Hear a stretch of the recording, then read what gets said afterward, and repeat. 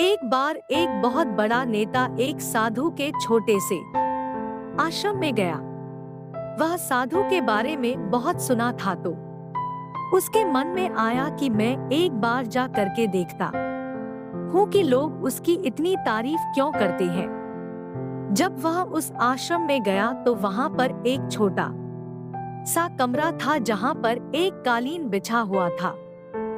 वहाँ पर कुछ लोग नीचे बैठे हुए थे और साधु जी सामने बैठे हुए थे। कुछ सवाल जवाब चल रहा था। वह नेता उस आश्रम में आया और उस नेता के साथ में 4 बॉडीगार्ड भी थे और उसकी यह आदत थी कि जहाँ पर भी वह जाता था लोग अपनी जगह से खड़े हो जाते थे और उसकी तरफ देखते थे, हाथ जोड़ते थे और सर झुकाते थे।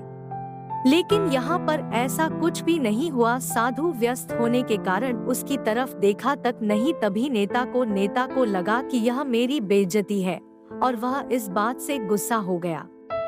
नेता ने थोड़ा गुस्से से साधु की बात को बीच में काटते हुए कहा कि मैं आपसे कुछ कहना चाहता हूँ। साधु ने उसकी तरफ देखा और बोला, आप थोड़ी देर रुकिए, पहले मैं इनके सवाल का जवाब दे दूं, उसके बाद मैं आपसे बात करता हूँ। तब तक आप अगर चाहे तो आप बैठ सकते हैं। बस साधु का इतना कहने की ही देरी थी। नेता का चेहरा गुस्से से लाल हो गया और फिर उसने अपना सारा गुस्सा उस साधु पर निकाल दिया। अभी तक वह नेता बहुत तमीज से आप कह करके बात कर रहा था, लेकिन अब वह तू तड़ाक पर उतर आया।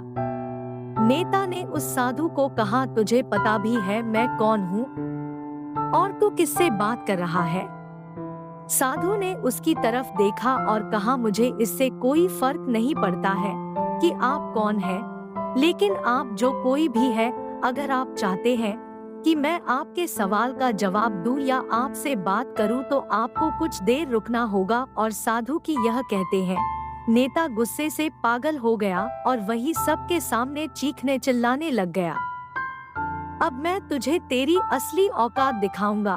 तूने मुझसे पंगा ले करके ठीक नहीं किया। तुझे पता भी है मैं तेरे बारे में क्या सोचता हूँ।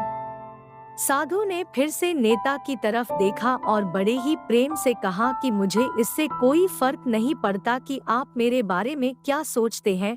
आप जो चाहे वह मेरे बारे में सोच सकते हैं। फिर नेता ने उससे कहा कि तू चाहे सुनना चाहता है या नहीं, लेकिन मैं तुझे यही सब के सामने बताऊंगा कि मैं तेरे बारे में क्या सोचता हूँ। तू कोई साधु नहीं है, तू एक बहुत ही घटिया इंसान है।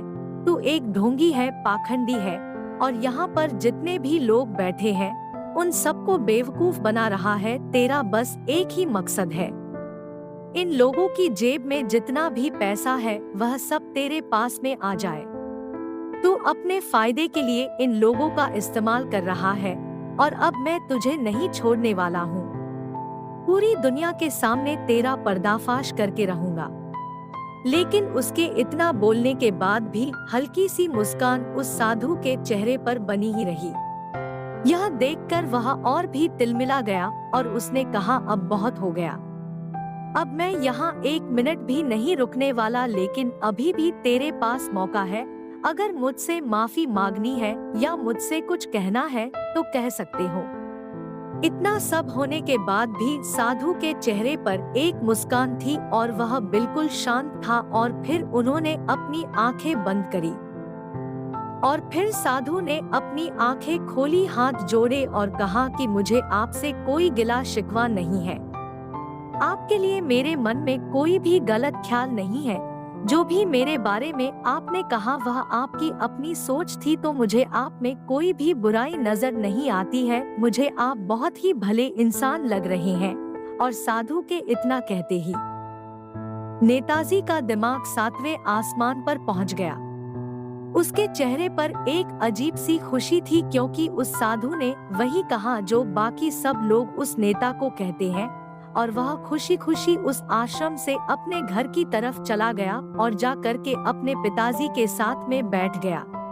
उसके पिताजी ध्यान में थे उन्होंने पूरी जिंदगी सिर्फ लोगों की सेवा करी और बदले में कुछ भी उम्मीद नहीं किया। तो थोड़ी देर बाद जब उन्होंने अपनी आंखें खोली और देखा अपने बेटे को अपने साथ बैठे हुए, तो उनके बेटे के चेहरे पर आज एक अजीब सी खुशी थी जो आज से पहले उन्होंने कभी नहीं देखी थी।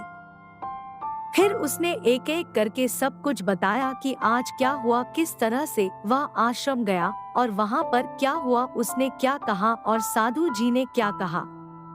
जब उसके पिताजी ने पूरी बात सुनी तो थोड़ा सा मुस्कुराए और अपने बेटे को देख करके बोले कि उन्होंने तुम्हारी तारीफ नहीं करी, क्योंकि उन्होंने वह नहीं कहा कि जो तुम हो।